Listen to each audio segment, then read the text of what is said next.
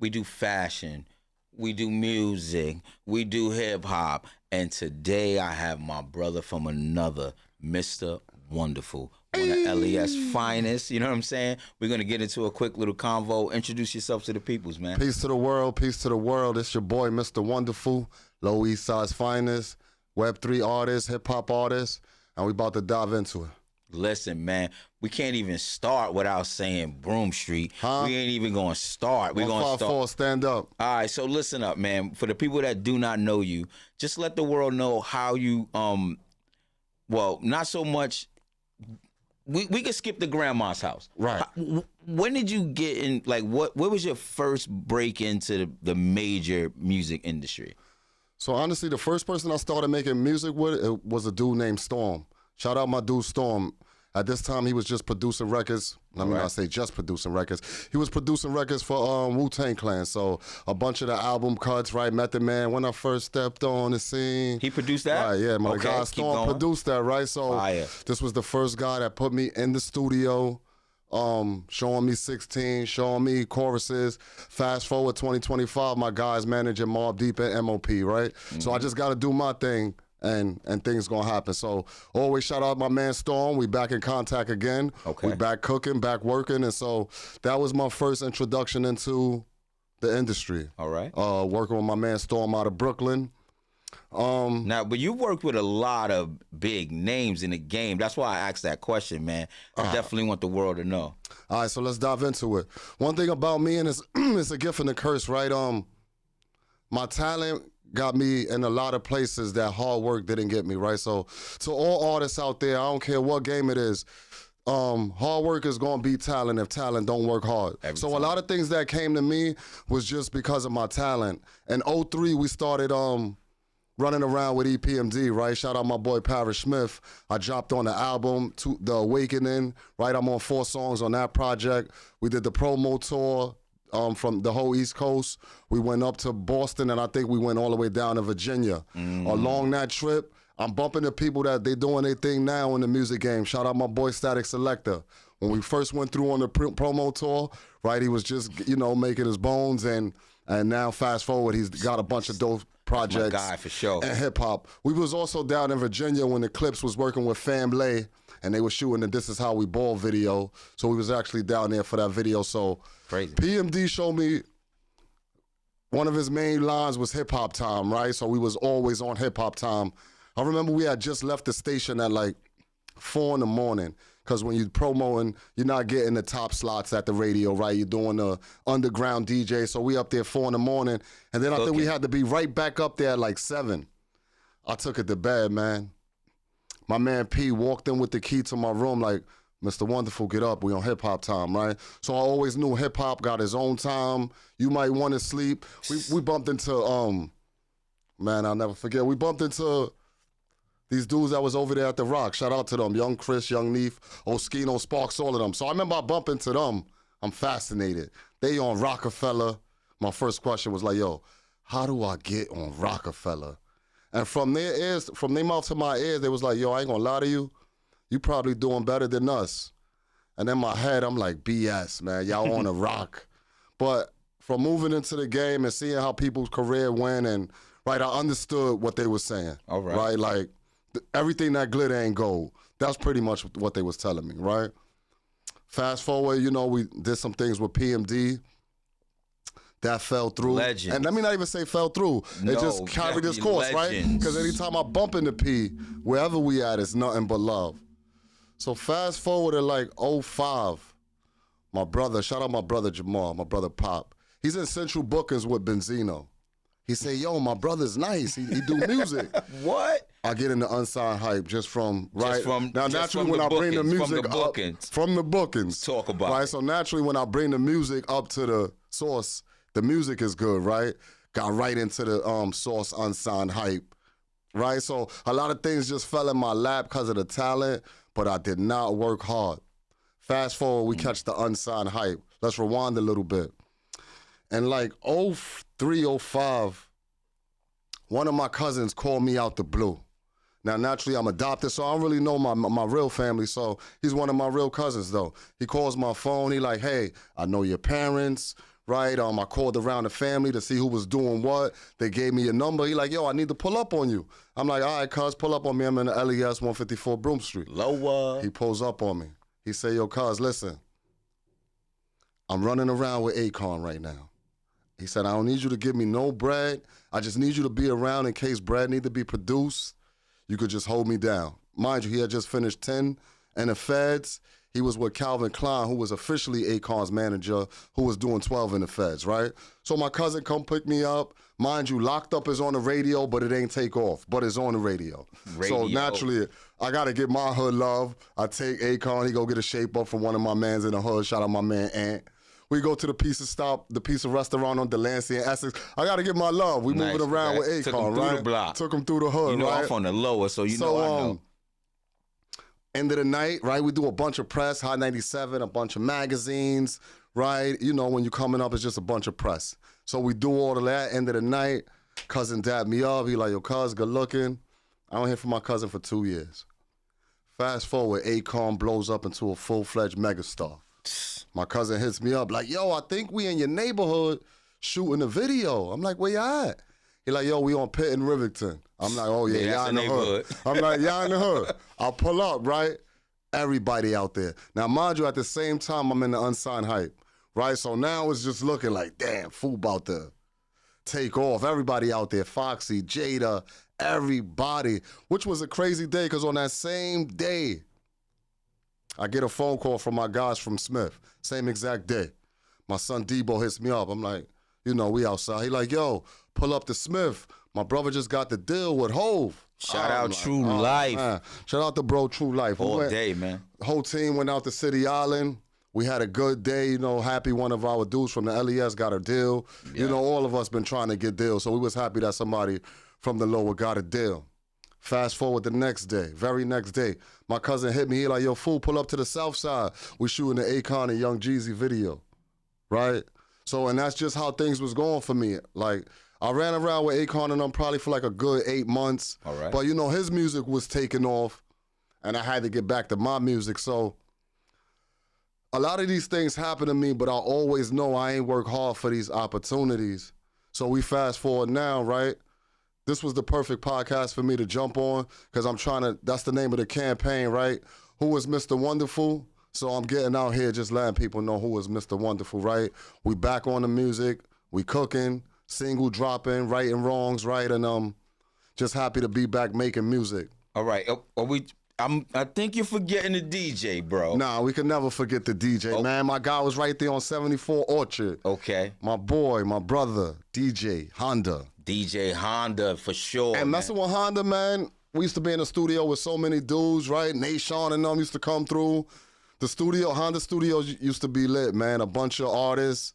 And again, I'm still hungry in the game, right? The block is right there. So when I'm here, it's like Honda Studio used to take me out the block, right? Because the whole record industry was there. And I just know, and I was just telling somebody yesterday, that's why it's good to say it loud. All of my connections are still there. You just got to be doing your thing, right? They can't help me if I'm not doing music, right? Yep. But if you doing music, yo, fool, here go beats, here go this opportunity, that. So, you know, this is me getting back into the music. I seen something from Jermaine Dupri about 3 weeks ago, and what I hear, I give it to other hip-hop artists. He said the internet is beautiful. It's a beautiful place. But he said if you want to do hip-hop, you got to get outside. Yes. So, you know, and one thing when I got outside, I realized, okay, everybody's outside. So we all exchanging socials, right? I'm at different events, bumping into different people, and we all exchanging socials. But that was just it. We was just all exchanging socials. It was no way for me to be memorable because I ain't going to rhyme for nobody on the spot. It wasn't the time and place. So I came out with a little saying that we all know, just have something to hand out so you stand out. Right, so now when I'm bumping into these different people, right, it's like, yo, here go my sticker.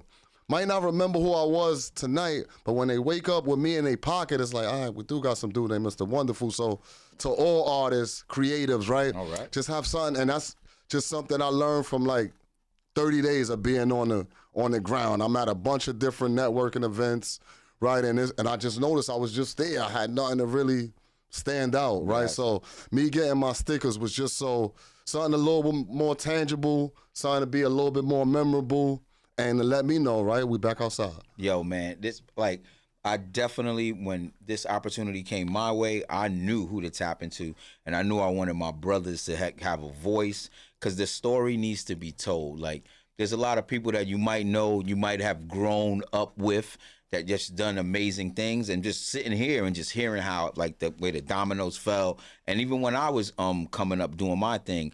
None of these things are failures. All of these things are stones and bricks and wood and windows, and they just help you build an amazing house as an artist, man. So, what is the new single? Because I know, but tell the people. The name of the song is called Righting Wrongs. Oh, all right. That was the I Love LES video. Yes. And again, that came together. I had the design in my crib for like a year. I had the song done for like 3 months. And we got to understand, life be life. And so I'm doing things and enjoying, right, the family, working, but I wasn't doing my music. So one day I'm in the crib, I just say, just post it. And it got some love. I ain't even know people was checking for me, right? And it got some love, what got me motivated and like, all right, let's just try to, focus. Because putting out projects and singles, it takes a focus that I didn't have, right? Like I said, so many things fell in my lap. The studio used to be there like, fool. Like, P had me in a whole house in Jersey. I mean, a whole house in Long Island. And again, I used to bring the whole projects. Again, not understanding what I had, right? But we was always taught or always seen, when you get an opportunity, you bring everybody through. Definitely. So, nothing... I won't never say it was a bad experience because a lot of my dudes was able to get better as rappers. Some of my dudes still write rhymes now from those days, and they didn't even think they could do music. So, but it felt like subconsciously I still was in my house waiting for somebody to present that opportunity to me again. Waiting for people to come like, yo, fool, here go the Stu. Here go this situation. Here go the Source magazine.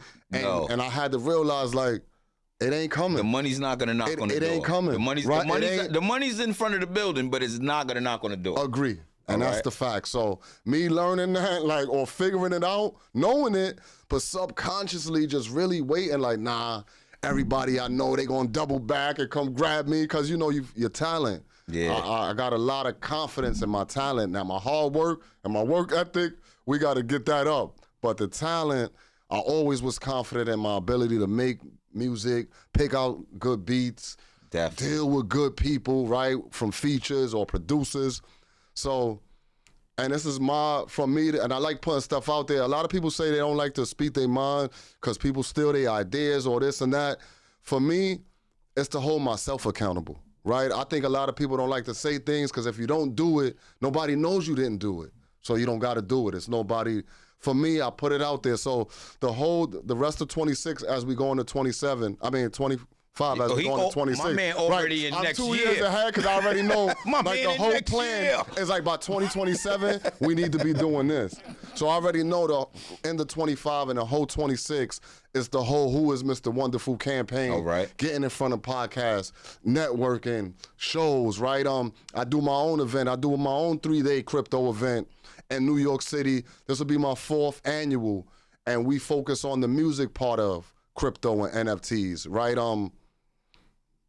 I could get deep on that, but I do want all artists to, it ain't the end all be all, it's just another avenue, right? And I had to tell myself that because I cut myself off from DSPs and Spotify and all of these other things just because I hear the horror stories. So I'm like, why go into that if everybody's saying it's not $1?